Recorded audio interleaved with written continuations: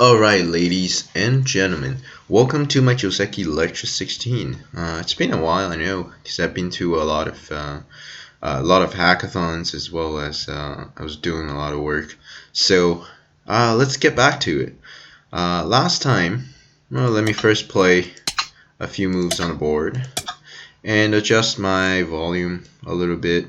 Alright, so that's optimal. I believe last time we talked about the split. Since it's been a while, I'll play out the variation that is for white to come down at e2. Very aggressive, and the black is gonna first cut at e4. Alright, so remember to not first cut here because white connects and there's no problem for him. We need to create a problem by cutting at e4 first, and white has to turn. And then we double Atari. When white pulls the stone out, we extend at b4. And now white is forced to Atari. And black, remember, very important to drag your stones out and create insecurities onto white's group. White will push out like this, and we can jump ourselves at e6. White will follow up with this move and pressure our group. And then we talk about AI recommended variation. Is at this point, black will pull back at e8. White will push. And at this particular point, white needs to wedge first. We talk about why white does not want to play this first, because black can Atari at d6 and white is in trouble, right? So if you play out this one, I take. We talk about why this is not working. All right, this is all review. So at this point, don't cut. Rather, you should wedge here as white. And then black gives up the 3 stones, and at this point black can either play the big Kema defense or the small knight defense. And this is an equal game moving on. Alright, so that's a long recap from last time since it's been a while. Today we will be working on something else, which is still this variation. Since it's the main variation, I really want you to work on it and master the branches. Very important. Today we'll focus on what happens when white connects at e4. This is the main variation. There are some sub variations that I need to cover up in the next videos. But today we will focusing on the main variation, that is for white to push at f4. Right, this is one of the main variations. There are also some other main variations. Here black is forced to obviously extend at g3. Right? Obviously, if you go for this one, white Ataris at g3, that's way too much control towards the center, and black cannot allow that to happen. So when white pushes, black needs to extend at g3, and that's the correct move. So the normal joseki is a white will tenuki here. That's the most mainstream AI recommended joseki. So white can go ahead and play out some josekis elsewhere, no problem. But today I'm going to introduce you a hard to deal with move. That is for white to keep pushing you at g4. This might be a move that you thought about but you never played in your game.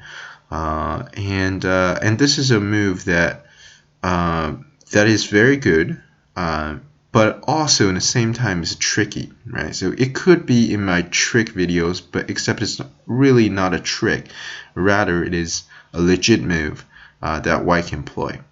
I don't necessarily recommend it, but it's a main move. All right, so what I recommend users to play things you understand is to play fast and not focus too much on local variations. Rather, you should go ahead and grab territory and get yourself a lead. In case you just want to test your opponent out without any sort of risk, g4 is a nice move to play. Here, what you're hoping for is for black to hane at h4, and I believe that most of your opponent would play this h4 unless they watch my video today, and they watch my entire video, right? So let's first look at why this h4 is not something I recommend. Well, white will cut here, right? So white will absolutely not play this one because this is too much territory for black. White's idea is to cut at h3, very aggressive. And the worst variation for black here is to Atari at j3. And I'm pretty sure a lot of my viewers would actually play this one. If you Atari at j3, white will extend. Black needs to block. And then after white Ataris, so first of all, why does black need to block like that? If you play this one, white can simply Atari and Atari. Because of this extra liberty, black cannot come down anymore because that's just a suicide. Which is why black needs to have a stone at g2. Right? After Atari, white will turn here at j2. In this case, black needs to extend. White will keep crawling. Black extends once more. White just keeps crawling. And black cannot really block because when you block, there's a lot of problems, right? This is a Miai situation and black is collapsed. So black cannot block, black has to extend out, and then white just gonna keep pushing. For the same reason, black cannot play the n2 because now white will cut first and then cut over here. So I'm going to play out the main idea is now for white to extend at n4. Black's best defense is to clamp out at k5. Anything else he plays will be, this will be dead and that's game over. So k5 is forced. Now white will get out at j6. So now as we can see, black is in a very difficult situation. These two guys are in trouble, these four guys are in trouble, and these three guys are in a very insecure situation. So let's play out a few moves. Now white is threatening to capture this group, so black's best defense is to play j7 first and then jump himself at m5. White will first play p3. Right, this is threatening these two guys, and now when black plays out this one, white can extend into the q3, hurting black's stone at q4, and now black is in a very difficult situation. If black cuts, I think white can just jump out over here. So now it's threatening to come down at q2 as well as enclosing the group in the center. So likely now black needs to save this group. This group is way too heavy, so black will push, and now white has the option to turn down at q2. And this is an excellent game for white moving on. Black has two problems. First of all, these four guys are dead, right? That's a fact. Now black wants to play this one, but if he plays this one, white will extend and kill the corner. So black pretty much is forced to play out this one, in which case white gets the chance and will turn out here, and black is in trouble everywhere. And also remember, these four guys are dead, so if you play this, white can come out like this. No way for you to save these guys, right? Even if you play this kind of moves, just not gonna work out, right? After this, what do you do here? Nothing you can do as black. So that's the very complete variation on how your opponent can fall into your trap, right? So I covered pretty much. I guess you should be really comfortable handling this fight because I covered in great details. So now at this point I covered what happens when black blocks here. So black will extend, that's the correct move, and then white can keep crawling. That is no problem, right? So white can keep calling, but also white can just extend right now. Actually, I think extension here is better. It's actually the correct move. So now, as we can see, black has 1, 2, 3, 4, 5 liberties, and white has 1, 2, 3, 4, 5, 6. So that's the idea, right? White killed black. It's 6 versus 5. Black might struggle something in the corner, but anyway, it will become a code that is very favorable for white. So this early in the game, getting your corner killed, that's not a great thing for white. So sorry, that's not a great thing for black. So at this point, I think black just needs to play the c4. That's probably the best choice. White will extend and then push at c5. Black will live himself, and now white can go ahead and honey at n3, and this makes the difference, right? So this is an excellent move for white right now. So if black plays this one, we can double honey, making use of the tight liberty that black has over here. A huge problem for black, like playing like this. So if black plays this one, there's gonna be problems. So I believe we can Atari here and stuff like that. So very difficult for black, or even white just extend at 03. I think that's the AI recommendation. We can play out like this. This is also an excellent game moving on for white. Even before that, we can Atari. So I think you should be feeling very comfortable as white at this point because of white's territory, and white's win rate is about 72%.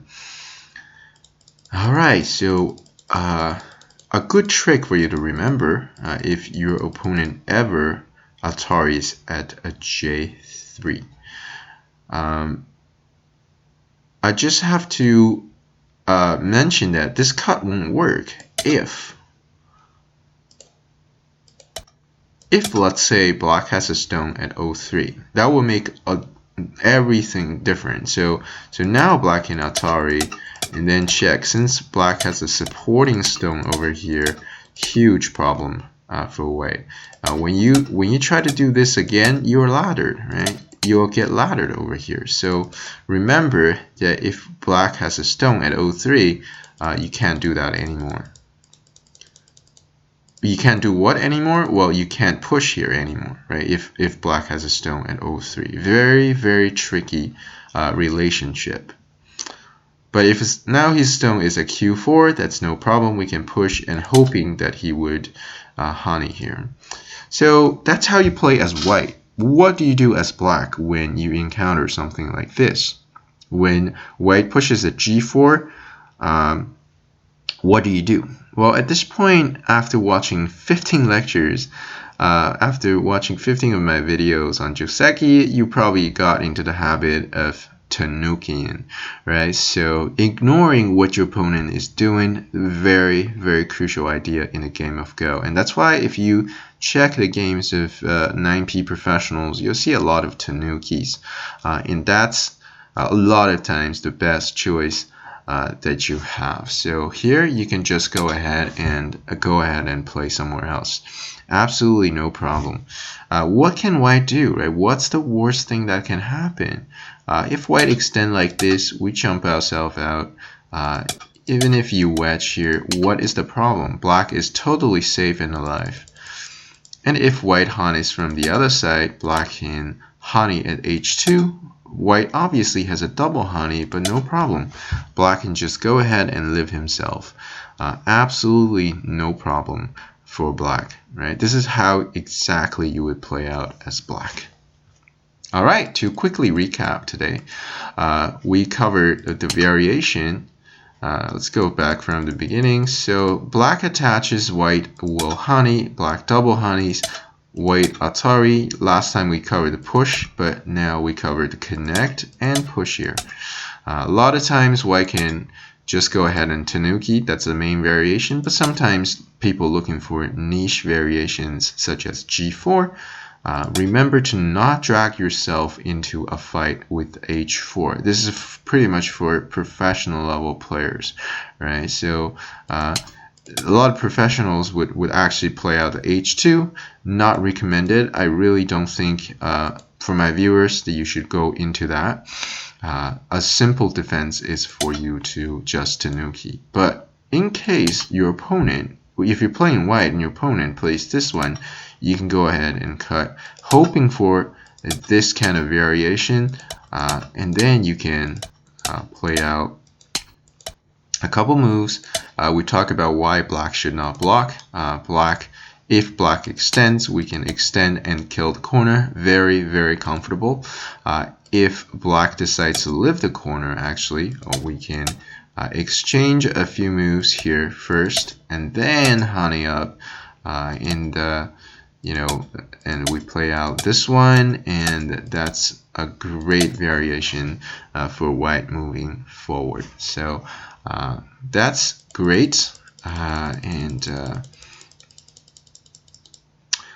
in case, I think in case you're interested in what if black Ataris at h2, I just want to quickly mention that as well for the sake of being very complete. Black likely is going to push at j4. That's the correct idea. And then he's going to keep pushing, making use of your liberty problems. Notice that white never had the chance to honey, because anytime you honey, there's a cut over here. So white needs to just patiently keep playing this. And then when white has 5 stones, you cannot push anymore, because now I can just honey. When you cut, this is not going to work, right? Because now white has enough liberties to kill these stones. So black's correct move is to play n5, and then white is gonna patiently jump at o3, and black's gonna kick, and then a nice seal at p6, and then white can block here to make himself alive. If black also does the same thing, that's not a problem. White is alive, right? Very much alive, and white can look for counterattacks, right? So, or even before that. So actually, I need to present the AI variation. It's actually for white to squeeze at p4, right? This is also a very nice move. So if black connects, white has the potential to play q5 and extend down and pressure the corner. Very complicated variation. That's why I did not mention it. I just want to be super accurate. But as white, you can just play out j2. That's no problem.